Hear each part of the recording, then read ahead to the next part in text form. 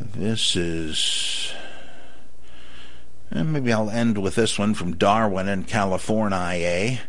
It says, in the light of the Sandy Hook horrible shootings, I began to have some fundamentalist withdrawal sweats. I wished we lived in a reality where these innocent babies who were brutally murdered would somehow live in an afterlife of some sort. I found this lack of justice for these babies unnerving. I think it's not fair that all that will ever be of them is that they are now going to rot and become as nothing. But alas, I have yet to find a view of an afterlife that is coherent, and thus will not delude myself for the sake of my longings. However, the idea of heaven and reuniting is a source of immense comfort to these grieving parents and the kids' classmates. I can see how humans have invented this fantasy to be able to cope with such senseless loss. Let me pause and say, I find this stunning and just horrifying to contemplate, especially when you see the photographs of these beautiful little kids. It's just horrible, but it's important, as Freud said, to grow up and recognize there really is horror and tragedy in the world. The stuff about an afterlife and all that, where your kids, or even worse, your cat, will be romping in the Elysian fields and you'll get to join them. This is just a denial that there is real tragedy. I mean, you can't gainsay the courage of martyrs of any faith, but based on what they believe, is it really the ultimate sacrifice since they're going to a better place? No, let's honor the real magnitude of those who die in war and die for their faith and so on, because that is the end of them. They were willing to sacrifice everything to be faithful to their principles, to safeguard the freedom of their people, etc. Once you realize that these fantasies are just that, you realize the gravity of what is going on in the world. All these beliefs are really just cases of denial. As if you were saying, oh, I know so-and-so isn't dead, they're just in the next room asleep. Look, snap out of it. You just can't face the truth. But you'd better, because the truth is there, and it's going to smack you in the kisser sooner or later if you continue to delude yourself. So yeah, it's easy to see how this comes about, but it's important not to fall for this, because theoretically it does immediately become incoherent, seems to me. A question. Do you believe atheism and free thought and humanism, whatever you want to call it, can ever gain ground in the world, having no solace for such people? I truly think most fundies don't know much about their dogma. They just want to die and go to heaven. Thoughts?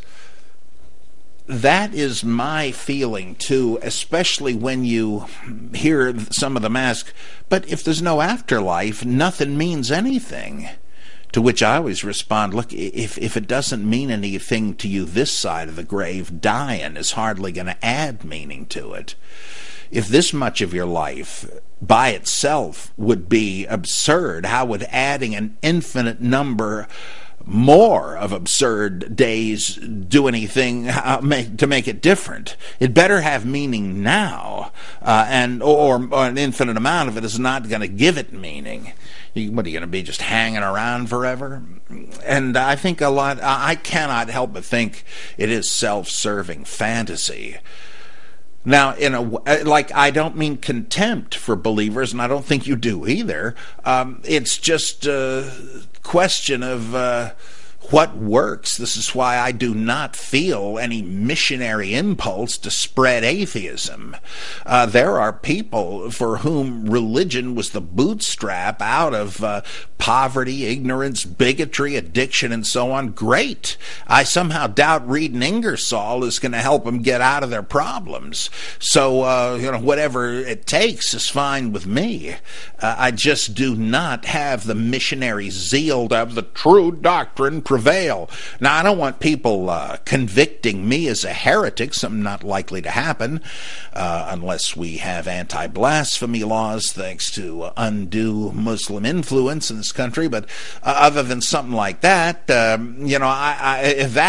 would try to stop, or the suppression of the teaching of science in the schools. Yeah, you got to do what you can to stop that. Posting the Ten Commandments in a public school classroom so that the government of the United States is ordering you to worship Jehovah. Now, you got to try to do something about that. But I do not. But that's really no different than being against excessive taxation or unwise foreign policy, in my opinion. They're all on the same order, threatening our rights as Americans.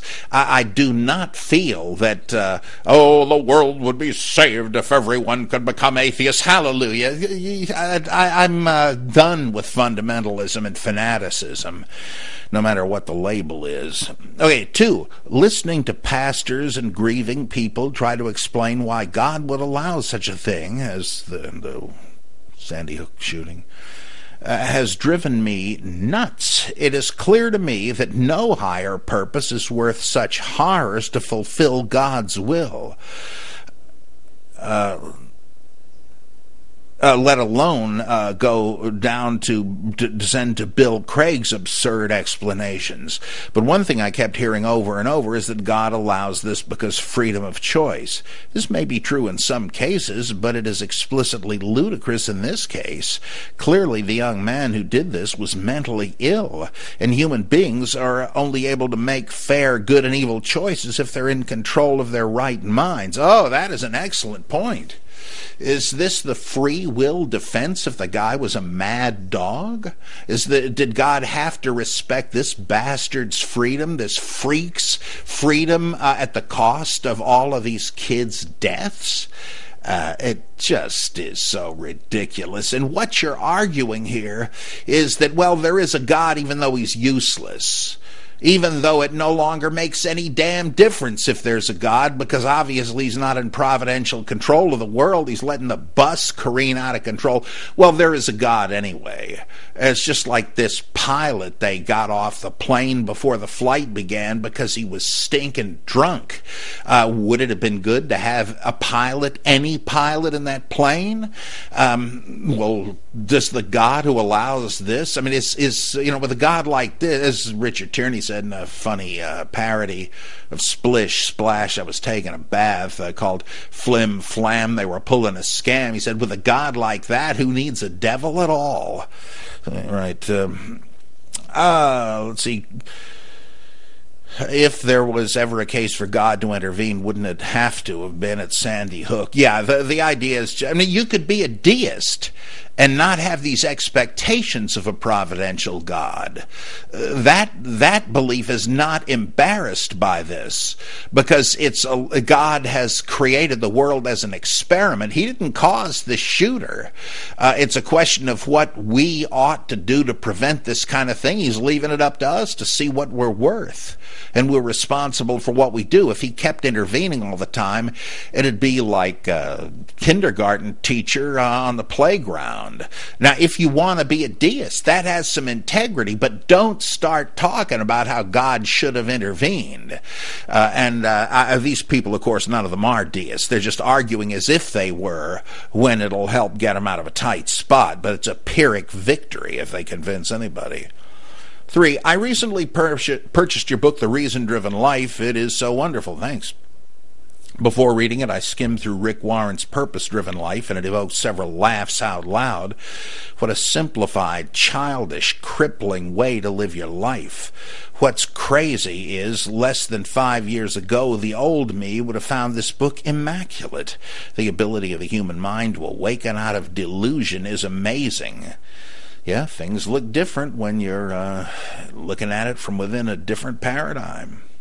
Question: I have a burden. Most of my friends and family are fundamentalists, Seventh-day Adventists to be exact. I'm consciously restraining myself from engaging in biblical theological debate so as not to destroy their illusions, because I would feel horrible if they were driven mad after being free from the hope of heaven. Do I have a moral right to correct them, or do I let them die in their delusions? I think the latter. If somebody picked a fight with you and said, Darwin, I've been picking up your transmissions on the Bible Geek podcast, and I'm afraid for your soul. Don't you see what you're saying is wrong because of this? Well, then you'd have to say, you asked for it. And as diplomatically as you could, you would have to say, it's true, I don't believe this anymore, and let me just give you an accounting as to why. And even then, I think it would be best, in terms of compassion and rhetoric, though I'm not suggesting you try to deconvert anybody, to say, look, I'm not trying to convince or convert you, I'm not trying to destroy your belief, but since you have asked, I must say these are the things that have taken me away from the faith I once held. Since you want to know, that's what it is. Now, whether they're going to take that seriously or not, for them, whether that's going to get them thinking or not, who knows? But that's none of your business anyway, because as you say, you don't want to hurt them. I've many times spoken about a friend of mine up in New Jersey who was just the most convivial and intelligent man, and it surprised me to learn he was really a rock-ribbed fundamentalist too. And so I respected that, and I got along great with this guy. I loved him. What a pal. One day, and sometimes these issues would come up in our Heretics Anonymous group, and he was very resilient and articulate. Didn't seem it was hurting him, but one night he told me, Bob, I think you're right, and I'm just giving up on Christianity. I don't forget what it was that sparked this. And I said, let's not get too hasty here. Maybe there is something to it, because I felt there was danger. This man had psychological difficulties in the past that he had largely overcome, but I thought, to use somebody else's metaphor, his faith might be the only wire that was holding the bale of hay together. And so I encouraged him to rethink his faith, because it just isn't important to win a debate. The important thing is people living workable lives. And so I think your concern is entirely right.